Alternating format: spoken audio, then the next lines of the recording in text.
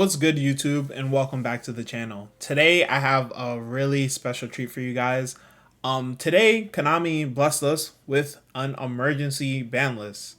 So at the time of the recording of the video, the ban list has been live for about 30 minutes, or it came out maybe like 30 minutes ago. And on this ban list, all Konami really did was address floodgate monsters, which is pretty interesting in my opinion. It isn't what I was expecting this Friday, I'll say that. But we can slowly go down the list and talk about the implications. You see all the cards that are banned. We have Arch Nemesis Protos, Artifact Mjolnir, Barrier Statue of the Drought, Barrier Statue of the Inferno, Fossil Dino Paclius Evil Swarm Ouroboros, and Dimensional Barrier. So I want to talk about the more relevant cards first. I think that the two barrier statues are a precautionary hit. They're not cards that are seeing play in the format at the moment, but they are cards that are easy replacements for Fossil Dino, basically. But Protos, we can talk about them in pairs. So Protos and Ouroboros have been seeing a lot of play in many different decks for the last 6 months. Mainly Rizal variants have been playing Protos and Ouroboros as ways to completely destroy the opponent if the opponent fails to interact with them on the first turn.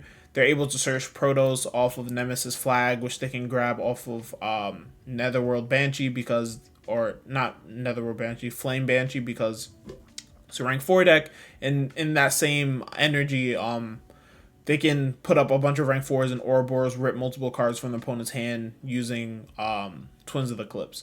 So we saw this in YCS Anaheim that just passed maybe like 2 weeks ago, where we saw in top 8 we saw Triff lose to Rizal Onomot. Games 1 and 3, it looked almost impossible for Triff to win. Triff started with 5 cards, and without interacting with the opponent in a toxic way, basically floodgating the Rizal player, Triff lost multiple cards from his hand and was Protos twice and just auto lost. Basically, he had no chance of winning. Also, in that same tournament, in the finals and throughout the entire tournament, we saw that Kamal Crooks won with Krishan playing Artifact Mjolnir. Again, game 1 and 3, Kamal wins the dice roll, and Mjolnir locks Cameron Neal out the game multiple times. He didn't get to do it game 3, but Cam saw the writing on the wall and just immediately scooped. So these 3 cards saw prominent play in YCS Anaheim's Top Cut, and they were just like plagues on the format. In the previous video that I did on the channel, I responded to Joshua Smith talking about the format. And while I agreed with a lot of what he was saying, I had the bottom line that I didn't think that these cards were necessarily ruining the format, because these were 2 decks that weren't necessarily tier 1. They were like turbo go first. These decks were not good at going second. But I did acknowledge that while that being true, these decks were an issue on the format. And these cards in particular were the problematic cards in those problematic decks. And I think without those cards, these decks do become a lot more manageable. The next card is Fossil Dino. Fossil Dino was in that same light, a card that Pure Mitsurugi was using in order to lock its opponent out of the game. Yeah, so getting rid of that card also does a lot at balancing Pure Mitsurugi post side going first, having its own access to floodgates, because that deck can also put multiple level 4s on the board. But I think the most important ban on this list is Dimensional Barrier. I think that Dimensional Barrier has been a card that comes in and out of formats. It's not a card that's constantly in the format, but whenever we're in a format where decks are straying away from being strictly like link based and start diving into like fusion, synchro, exceeds heavy themes, then Dimensional Barrier becomes a really powerful go first floodgate in order to just stop those decks from being able to do what they want to do. And the card is problematic and has been around for almost 10 years now and has seen on and off play since its release. Like, it's really just dependent on the decks in the format. The card's quality never really dips.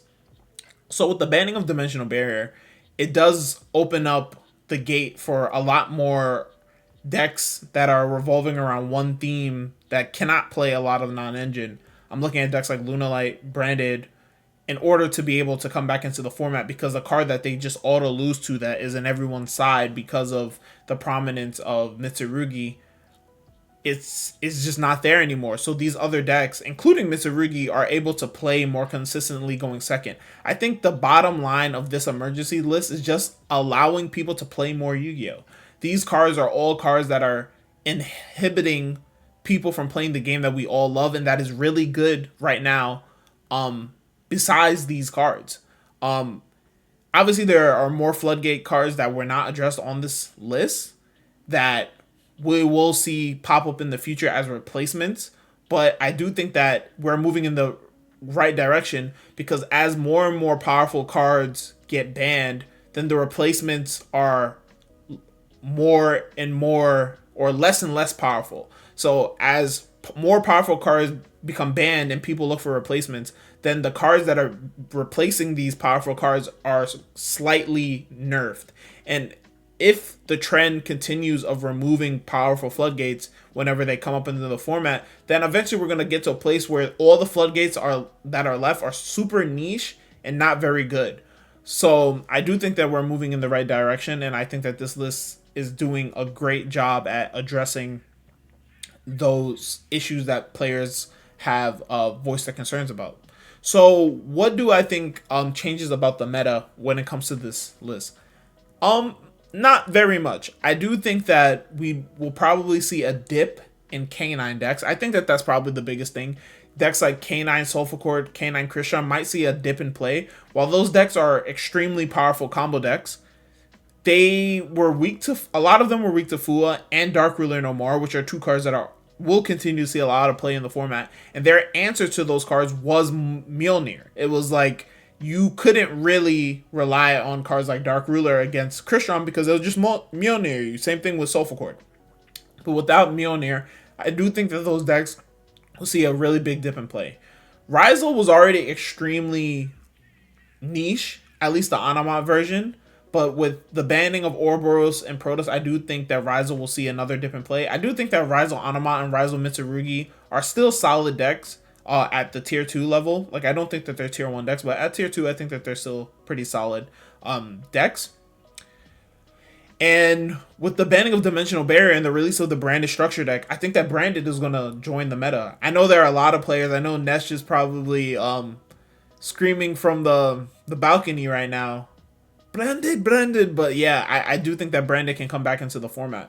And I do think that Lunalight can come back into the format, because we did see Lunalight. Lunalight was expected to be one of the top decks of the format, but we saw it fail terribly at all of the events. Basically, the deck did nothing, and I think that was due in part to some of these cards, mainly being Dimensional Barrier.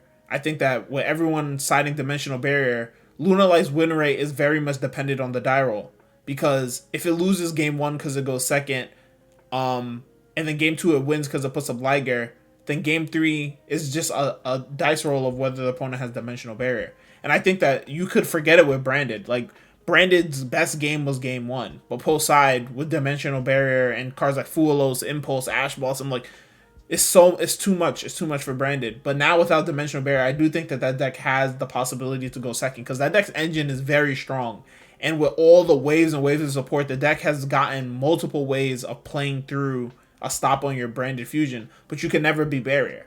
But now without Barrier, and you're removing Go First Floodgate monsters that would stop you from even playing the game, like Protoss Cold Dark, or Mjolnir, or Ouroboros Ripping cards, or any of these cards. I can talk about all of these cards. I think that decks like Branded have a real shot of being competitive. But that's all I really have to say about this. I think that this has a great precedence for the game going forward, and Konami TCG's response rate to players, I think, is really cool. But with that being said, I hope that you guys enjoyed this video. Let me know in the comment section what you guys think about this ban list, and I will see you guys back on Twitch. Bye, guys. Peace.